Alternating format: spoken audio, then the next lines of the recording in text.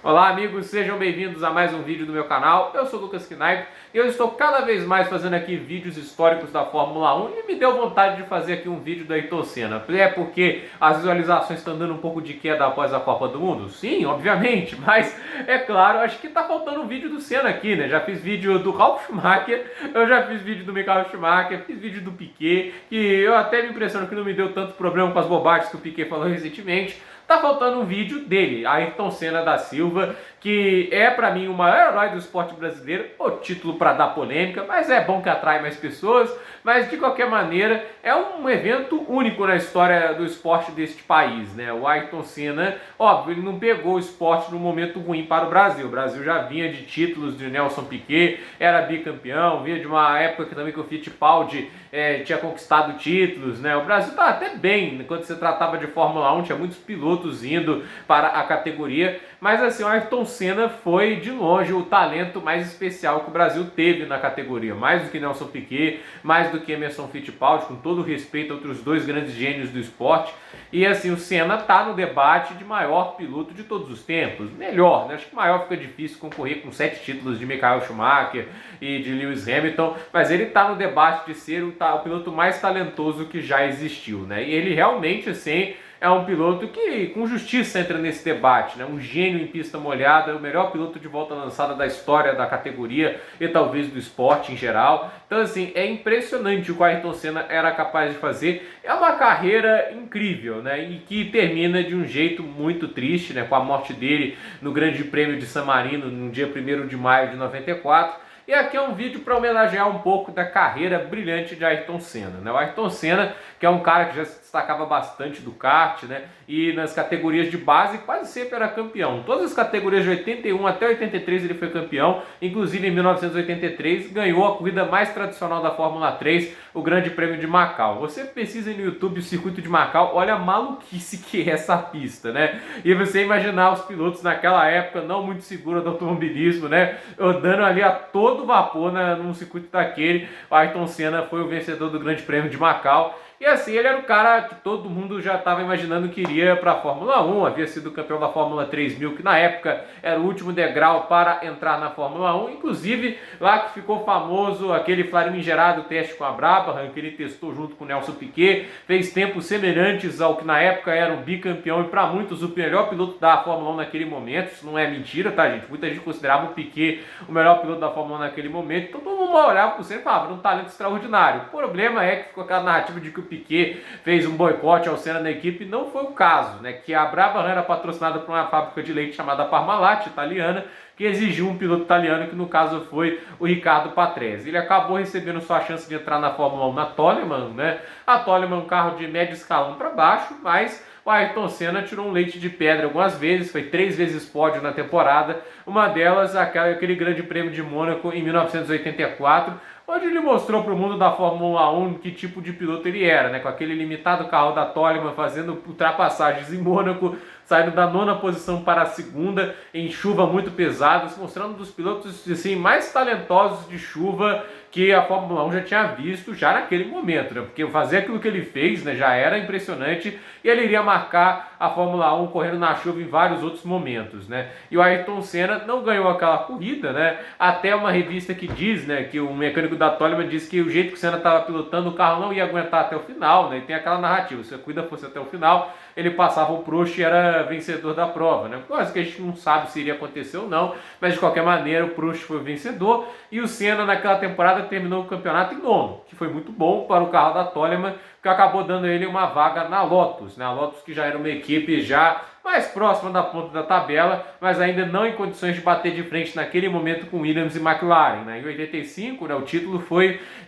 disputado ali pelo Alain Prost, né? O Alain Prost foi campeão. Em 86, que a gente tem, é claro, o Prost, o Piquet e o Mansell brigando pelo título pau a pau, né? E o Prost consegue o título mesmo não tendo o melhor carro. Em 87 a gente tem o título do Piquet. E naquela época o Ayrton Senna, né, ele era o cara que perseguiu os protagonistas, né? Ele conseguiu com aquela Lotus fazer desempenhos impressionantes. Ele estava sempre lá no campeonato. Foi quarto em 85, quarto em 86 e terceiro lugar em 1987, sendo o melhor piloto atrás dos dois carros da Williams que dominaram aquele campeonato, né? O Ayrton Senna mostrava desempenhos impressionantes, era um cara determinado em buscar as vitórias, né? Ele ganhou 6 corridas pela Lotus, 2 em cada ano, né?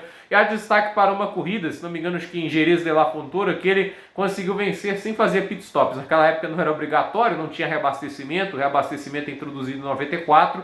O Ayrton Senna, ele ganha do Mansell por um bico, basicamente, e ele fez essas estratégias arriscadas para tentar ganhar corridas. Era um piloto muito competitivo e ele foi se consolidando como um dos maiores talentos da Fórmula 1, até que um ponto que a McLaren pensa: a gente tem que contratar o Ayrton Senna, e aí faz uma das duplas de pilotos mais famosas da história, né? Ayrton Senna e Alan Prost na McLaren. Em 1988, Ayrton Senna, na sua primeira temporada com a McLaren, teve uma temporada muito dura com Alan Prost. Senna, o piloto que conseguia, assim, dar mais espetáculos, o Prost o mais regular, até que o Prost só chegava em primeiro e em segundo. Em algumas corridas o Senna chegou em sexto, outras em quarto, né? E foi por causa muito disso que talvez ele tenha sido campeão, né? Não sei se foi só por isso, mas vale lembrar, naquela época existia uma regra de descarte dos 3 piores resultados, então seus 3 piores resultados os pontos não contavam, né? E o Senna tinha chegado uma vez em sexto, outra vez em quarto, outra vez em segundo. O Prost perdeu 3 segundos lugares. O Prost foi, naquele caso, acho que o único vice-campeão da história com resultados melhores do que o campeão. Mas regulamento é regulamento, e o Senna acabou campeão mundial. Ainda teve aquela apresentação extraordinária no Grande Prêmio do Japão, de caiu para a 16ª posição e conseguiu a vitória, ultrapassando o Alan Prost. Na época foi atrapalhado ali por um tráfego e conseguiu ali fazer a ultrapassagem, abrir 13 segundos para o francês e se sagrar vencedor do Grande Prêmio do Japão e ser campeão. O Senna era um fenômeno tão impressionante na época, né, que a gente que é fanático hoje acorda para ver a Fórmula 1 de manhã aqui de casa, né? Na época, em 88, os bares, tudo estava aberto para ver o Senna ser campeão. Pra você ter ideia de que o Senna era, né? E o Senna, ele teve, assim, algumas atitudes que marcaram muito ele, né? Se não me engano, em 86, na França, ele teve aquela vitória em que ele pega a bandeira do Brasil logo depois que o Brasil é eliminado da Copa do Mundo de 86 para a França, e aí ele começava uma daqueles rituais que ficariam marcados para a história, depois de toda a vitória, pegar a bandeira do Brasil, e ele, assim, acendeu o orgulho nacionalista, né? E, assim, para não esquecer, a primeira vitória dele, né, acho que para mostrar como ele era um piloto brilhante na chuva, né, eu acabei aqui não contando, né, foi no Grande Prêmio de Portugal, no circuito de Estoril, em 1985, onde ele, com uma Lotus que não era o melhor carro do grid, deu uma volta em todos os carros daquela pista, exceção o segundo lugar. Até o terceiro lugar levou a volta dele. Eu acho que o segundo ficou mais de um minuto atrás, para você ver o que era o Ayrton Senna na chuva. Não era algo normal, né?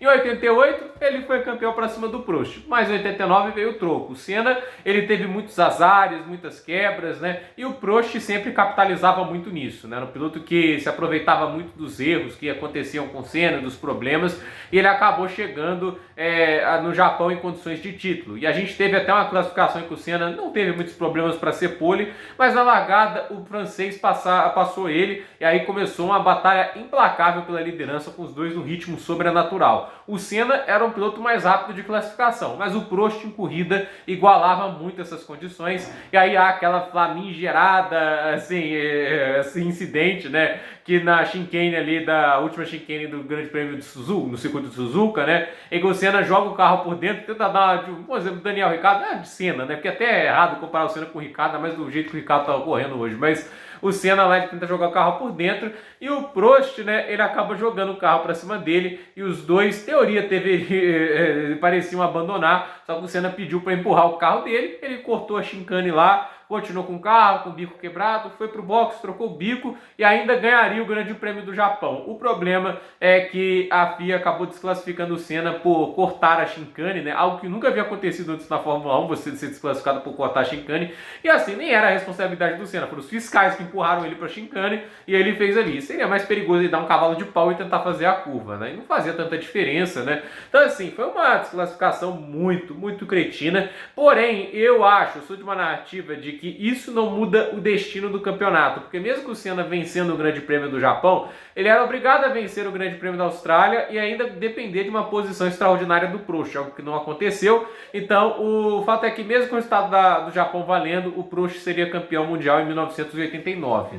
90, o Prost, irritado com o Senna, foi para a Ferrari, não queria mais dividir o paddock com o brasileiro, e eles batalharam mais uma vez, corrida pelo título em 1990, mas dessa vez, chegando no Grande Prêmio do Japão, quem era o líder do campeonato? Ayrton Senna. O cenário se revertia. O Japão foi um palco, assim, o Grande Prêmio de Suzuka, né, no Japão, foi um palco de muitas e muitas histórias relacionadas a Ayrton Senna, essa rivalidade entre ele e o Alain Prost. E ali a gente teve aquela controvérsia de que o Senna faz a pole e é obrigado a largar do lado sujo, né, o Balestre mais uma vez ajudando o Prost, né, e o Prost larga melhor, só que aí o Senna vai lá e joga o carro em cima dele, né? Não freia basicamente e vai direto no carro do Alain Prost e os dois abandonam e o Senna acaba campeão mundial pela segunda vez. Vale lembrar até que essa corrida teve uma dobradinha brasileira. Vitória de Nelson Piquet com a Benetton e vitória em segundo lugar de Roberto Pulpo Moreno. Então isso aí foi uma história que é muito pouco contada do Grande Prêmio do Japão de 1990. Em 1991, agora o rival era outro, né? O Williams de Nigel Mansell. Senna começou o campeonato com tudo, com 4 vitórias, entre eles a vitória no Grande Prêmio do Brasil, né, o milagre da sexta marcha, em que ele caminhava numa corrida que começava muito complicada, a perseguição implacável do Mansell atrás dele, até o momento que o câmbio começou a perder marchas, né, ele foi perdendo as marchas pouco a pouco, né, e ele não foi para o box fazer a última parada porque ele não conseguiria, assim, se trocasse os pneus, sair do box com o câmbio travado na marcha errada, né. E o Ayrton Senna foi seguindo, contou com a sorte do Mansell fazer coisas de Mansell, rodar e abandonar, e a vantagem de 40 segundos dele para o Patrese caiu para 3, mas ele conseguiu vencer o Grande Prêmio do Brasil numa das corridas mais maravilhosas da carreira do Ayrton Senna, uma das mais brilhantes demonstrações de genialidade da Fórmula 1. Ayrton Senna ganharia as 4 primeiras corridas daquele ano, o Mansell acho que não pontuaria nenhuma vez naquelas corridas, e só depois foi começando a se recuperar. O carro da Williams era melhor que o da McLaren, o problema é que o Mansell era o Mansell, né? O Mansell era um piloto muito rápido, né? Era tão rápido quanto esses grandes gênios, Prost, o Senna, o Piquet, mas o grande problema do Mansell é que ele era muito estabanado, cometia muitos erros, mas pouco a pouco foi se recuperando no campeonato, mas o início ruim de campeonato acabou pesando, e no Grande Prêmio do Japão, o Mansell loucaço para passar o Senna, basicamente andando ali a menos de 1 metro do Senna, cometeu um erro na primeira curva, foi para a brita, atolou e acabou ali entregando de bandeja o tricampeonato de Ayrton Senna, né? Ayrton Senna sagraria-se tricampeão em 1991, só que em 1992 haveria uma grande surpresa, duas, né?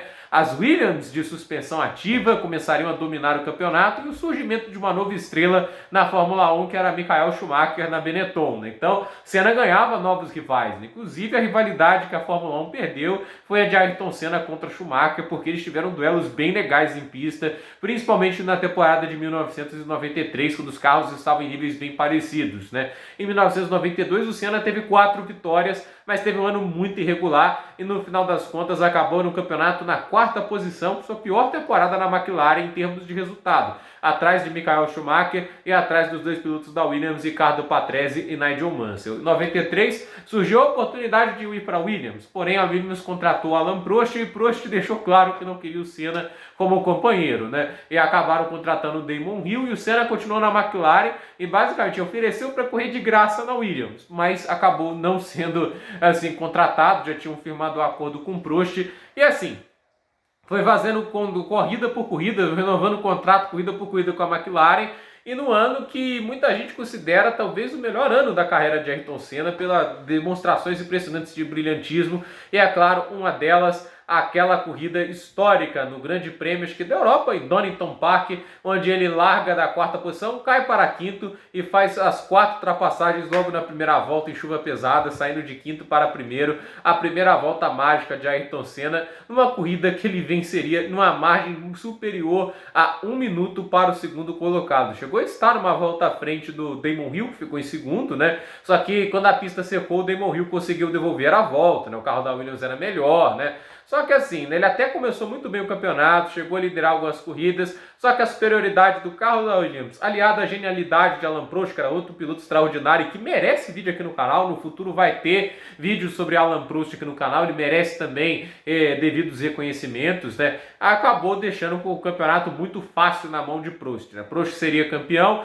Ayrton Senna surpreenderia, né, por conseguir um vice-campeonato contra as Williams de suspensão ativa, né, com o carro de outro mundo, superando o Damon Hill, e Michael Schumacher ficaria na quarta posição. Porém, a gente teria a aposentadoria de Alain Prost, né? A Prost deixaria a Fórmula 1 após seu quarto título e Senna iria para a Williams, né? Era o desejo dele ir para a equipe que tinha o melhor carro naquele momento e ele ganharia o novo rival, que era Michael Schumacher. Já bateriam roda a roda em alguns momentos em 1993, Grande Prêmio da França, na África do Sul, já tinham lá trocado um pouco de borracha, mas 94, a expectativa era um duelo entre o jovem alemão e o brasileiro lendário que estava na Fórmula 1, só que havia uma regra que mudaria, né, para tentar trazer mais equilíbrio para a Fórmula 1, que era tirar os componentes eletrônicos do carro, né? Isso quer dizer o quê? Que não podia ter nenhuma assistência eletrônica ajudando nos carros, sem esse negócio de suspensão ativa, sem esse negócio de controle de tração. Então, assim, essa situação feita pela FIA para melhorar o espetáculo, né,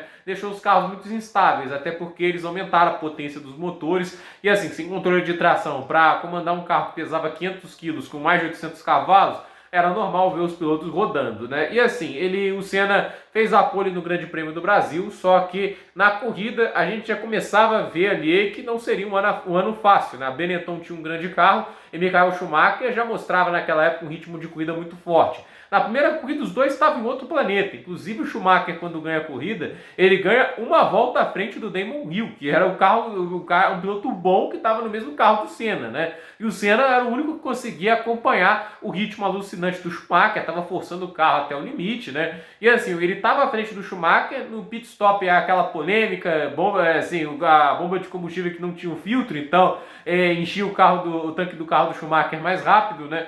E assim, a questão é que o Senna estava uma desvantagem de 7 segundos quando ele acabou rodando e por algum motivo ali parece que o motor morreu e ele não conseguiu voltar para a corrida. Com isso o Schumacher ganhou. No Grande Prêmio do Pacífico o Senna foi pole position, mas largou mal, recebeu um contato na primeira curva e abandonou, e Michael Schumacher ganharia de novo. Então assim, era um cenário que tinha 20 pontos para Schumacher, 0 para Ayrton Senna, e aí ficava aquela situação, né? Muita gente fala que o Ayrton Senna estava pressentindo uma coisa ruim no Grande Prêmio lá de San Marino, e eu acho que isso é muito incentivado pelo documentário, né?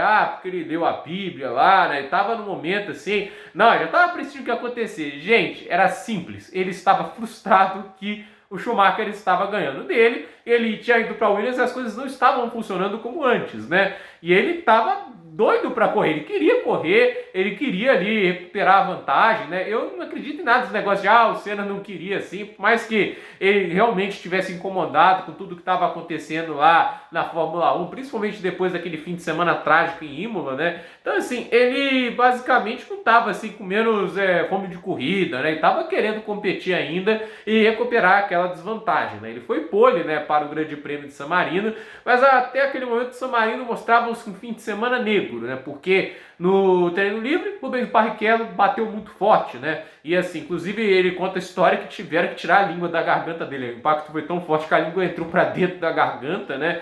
E assim, a gente teve a morte de Roland Ratzenberger, né? Porque o aerofólio traseiro do carro da Smitec dele acabou saindo e ele, sem o aerofólio traseiro, não conseguiu controlar o carro na curva e a mais de 300 km por hora bateu. E na época, se você for ver os carros, você conseguia ver até o ombro do piloto, né? Então assim, numa pancada lateral em que o side pod acaba se rompendo, né? Há uma chance do capacete, né, da cabeça bater contra a mureta de proteção, e foi o que aconteceu, e ele teve uma lesão cerebral fatal. Então assim, o Ratzenberger faleceu, mas mesmo assim a Fórmula 1 seguiu com o cronograma, vai ter corrida, inclusive até uma lei na Itália que se alguém morre no evento esportivo, o evento esportivo tinha que ser cancelado, né? E o fato do Ratzenberger ter recebido massagem cardíaca e toda aquela situação já indicava que havia sim essa teoria, que pode ser real, de que ele teria morrido em pista e que o Grande Prêmio de Imola deveria ter sido cancelado, né? Isso talvez é muito mais plausível para falar do que falar que estava pressentindo algo ruim. Agora chegou a corrida, né? O Ayrton Senna largou na pole, estava tentando abrir vantagem. Na primeira volta houve um acidente, né? Um carro acertou, acho que o Lamy acertou o DJ Leto, né?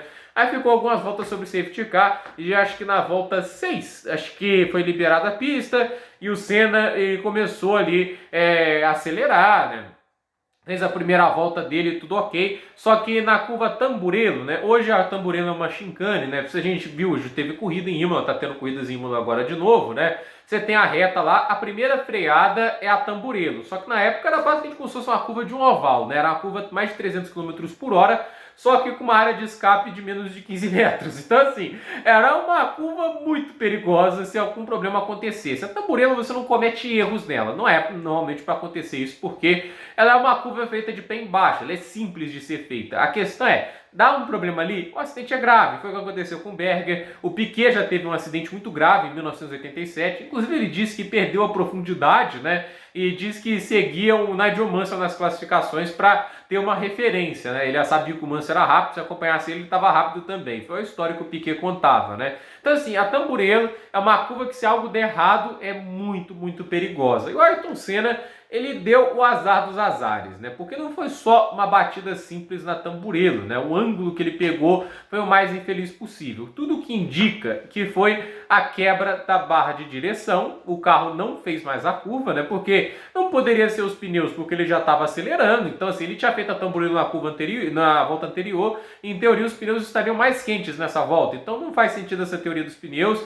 Não faz de falar que estavam frios, o assoalho bateu no chão. Até porque, do jeito que o carro foi reto, foi basicamente uma questão de o carro não conseguiu fazer a curva, por isso a teoria da barra de direção, né? E a questão é, o carro bate, né, naquele muro a mais de 200 km por hora, mas o grande problema é, o braço da suspensão, ele bate no muro, quebra e volta no capacete do Senna, perfura, assim, se não me engano, atravessa 2 centímetros. Virou basicamente uma lança, né? E quando o braço sai, né, ele racha o crânio do Senna e basicamente não havia o que isso pudesse fazer. Foi uma lesão cerebral, né, e muito, muito, assim, profunda. E mesmo que os médicos chegassem muito rápido, não tinha o que se fazer. O sangramento foi muito grande, o rosto dele começou a inchar, teve todas essas questões, né, que aconteceu por causa da gravidade da lesão. Foi levado para o hospital de Bolonha, mas muita gente até fala que o Senna já havia morrido na pista, tem essas teorias, e pode-se dizer até que tinha sim essa possibilidade,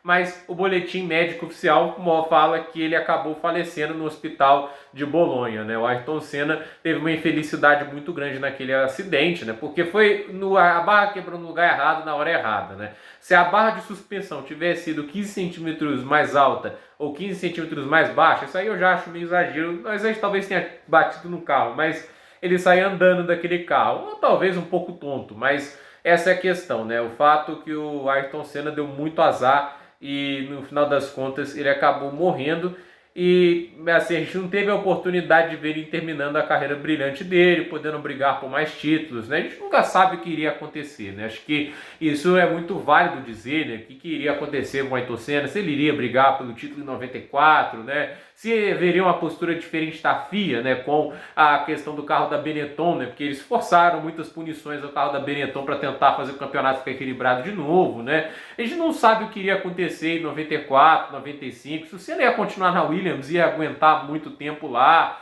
visto que a situação não estava muito favorável a Williams naquele momento, embora a equipe tenha se recuperado, né? Mas fato é que a gente não pôde ver o final todo, a gente não pôde ver todo, assim, tudo que o Senna poderia ter feito ainda na categoria. Ele ainda tinha condições de fazer muito mais, de ter conquistado todos os recordes da história da categoria, mas ele teve muito azar naquele dia. E assim, ele acabou velado, né, no dia 4 de maio de 94, né? E assim, até vale lembrar que esse cortejo fúnebre do Ayrton Senna, né, o cara recebeu honras militares, ele era um piloto de Fórmula 1, né? E assim, o cara era tão impressionante, né? Assim, o que ele foi capaz de unir esse país, né? O quanto assim, ele era admirado e adorado pelo país, né? Que o cara recebeu honras militares. O velório dele é algo inacreditável, né? Assim, a gente tem que falar um negócio desse, é inacreditável a quantidade de pessoas que estavam nas ruas para participar do cortejo fúnebre do Ayrton Senna. Era uma coisa assim que mostra o tamanho dele para o esporte. Eu nunca vi, sinceramente, não tem um velório no planeta de que se compara o que foi algo como foi o do Ayrton Senna. Óbvio que é amplificado pelo fato, ele era basicamente um herói em atividade, né? O cara estava em combate, né? E morrer dentro de uma pista engrandece um pouco nesse sentido a figura dele como atleta, né? Mas a questão é que o Ayrton Senna, acho que independente disso, é aquele atleta que foi capaz de ser um símbolo de esperança e alegria em um país que vivia um monte de problemas, né? Ele ganhou títulos durante a década perdida econômica. O cara, quando morreu, acho que estava no início do Plano Real. Então, assim, durante todos os anos era inflação, falta de produtos nos mercados, né? Um país totalmente atrasado no mundo. Então, o que restava para o brasileiro era ligar a TV de manhã e ver o Ayrton Senna levantar a bandeira do Brasil, né? Então, assim, é o que eu posso contar aqui nesses 25 minutos. Eu recomendo que vocês vejam o documentário do Senna. É saudosista? Obviamente é saudosista, mas é uma obra muito bem feita e há de se elogiar a produção dela, em todos os aspectos, montagens, entrevistas e, obviamente, a trilha sonora, que acho que merece um destaque muito grande, assim, tanto na parte que o Senna perseguiu o Prost, o documentário tem uma trilha sonora muito legal, e, claro, a parte do velório, acho que tem que dar um parabéns, assim, para quem fez a trilha sonora, porque ela me marca até hoje, tão bonita que é, e, obviamente, traz aquele sentimento de tristeza, né? E assim, né, Ayrton Senna, ele morreu há 28 anos, mas saiu aqui, um cara que nunca viu ele correr ao vivo, obviamente, mas comentando sobre todos os feitos que ele fez. Ele pode ter morrido em vida, mas é um imortal do esporte, principalmente no Brasil. Aqui no Brasil, tenho certeza, nunca vai se esquecer o legado de um dos maiores pilotos de todos os tempos. Para alguns, o melhor da história. Eu não concordo tanto com isso, mas é inegável que o Senna está na primeira prateleira de pilotos da história do automobilismo. Então, esse é meu vídeo sobre Ayrton Senna. Eu espero que vocês gostem. Peço que você deixe seu like, se inscreva no canal, compartilhe esse vídeo e até o próximo vídeo.